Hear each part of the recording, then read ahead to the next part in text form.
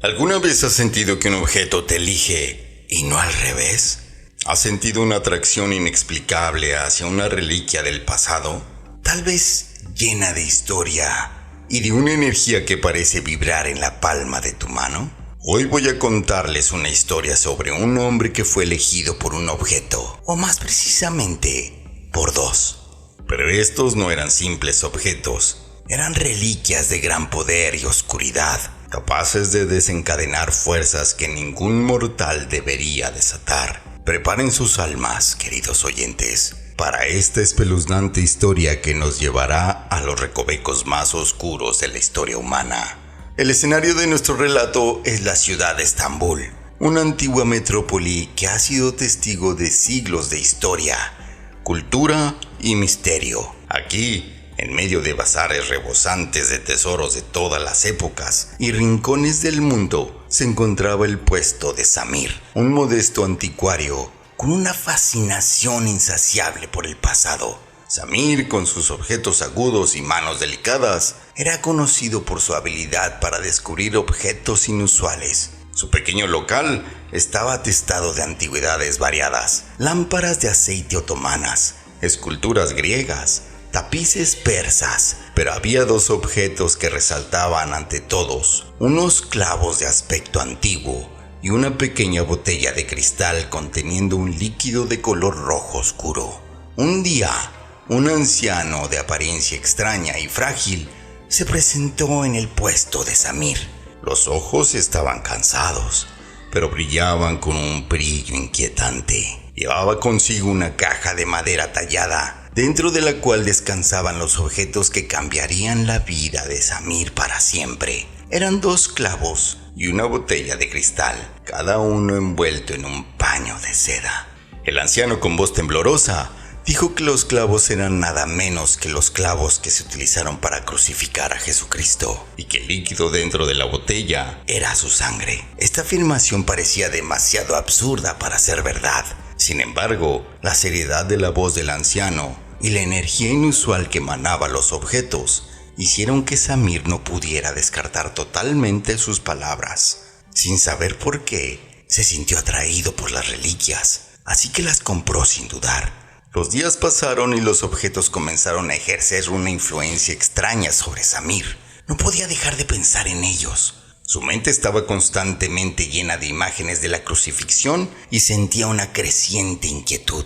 Pero las verdaderas pesadillas comenzaron cuando una noche decidió sostener uno de los clavos en su mano mientras observaba la botella de sangre. El contacto con el clavo liberó una serie de visiones aterradoras en su mente. Vio imágenes de la crucifixión, pero también visiones de horrores incomprensibles y criaturas innombrables. Cada noche las pesadillas se volvían más intensas y empezaron a derrumbar la cordura de Samir.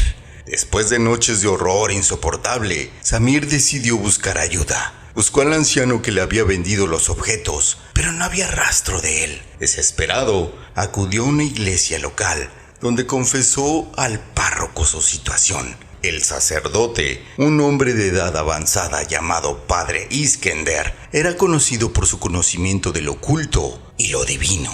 Al oír el relato de Samir, el Padre Iskender palideció. El Padre Iskender le contó a Samir una antigua leyenda. Según esta leyenda, los clavos utilizados en la crucifixión de Jesucristo habían sido forjados con un metal arrancado de las profundidades de la tierra por entidades primordiales. Estos clavos, imbuidos del sufrimiento y la sangre de Cristo, habían adquirido un poder inimaginable. Eran capaces de abrir puertas a otros mundos, a dimensiones de horror y locura indescriptible. Con respecto a la botella de sangre, la leyenda decía que era sangre de Cristo, recogida en el momento de su crucifixión. Esta sangre, llena del poder divino y la tristeza del Hijo de Dios, tenía la capacidad de bendecir o maldecir, según la intención de quien lo utilizara. El Padre Iskender, viendo la angustia de Samir, accedió a realizar un rito de exorcismo, con la esperanza de liberar a Samir y a los objetos de las fuerzas oscuras que lo envolvían. Así, una noche en la profundidad de la iglesia, comenzó el ritual. Samir sosteniendo los clavos en una mano y la botella de sangre en la otra. Estaban en el centro de un círculo de sal y hierbas sagradas. El padre Iskender, con una cruz en una mano y un viejo libro de exorcismos en la otra, comenzó a rezar en latín.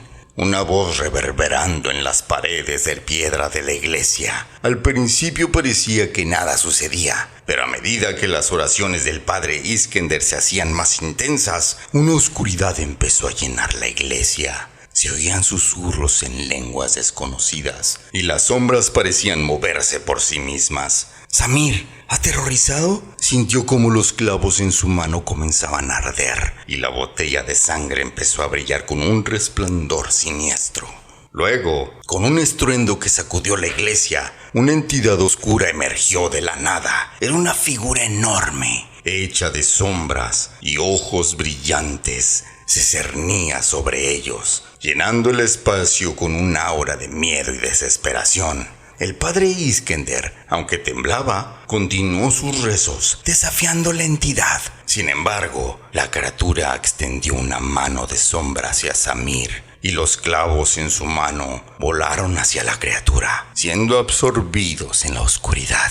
La botella de sangre estalló, y la entidad absorbió también la sangre, con una risa triunfante. Y entonces, la iglesia se oscureció por completo.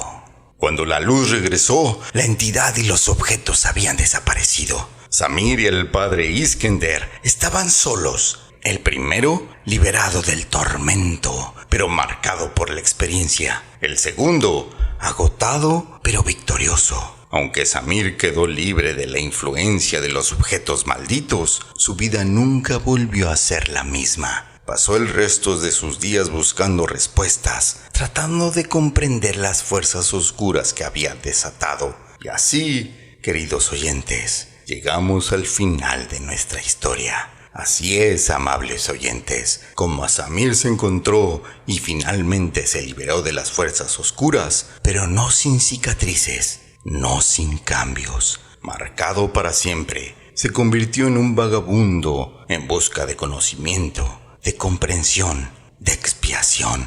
Porque aunque había escapado de los peligros inmediatos, el impacto de su encuentro con lo sobrenatural lo cambiaría para siempre.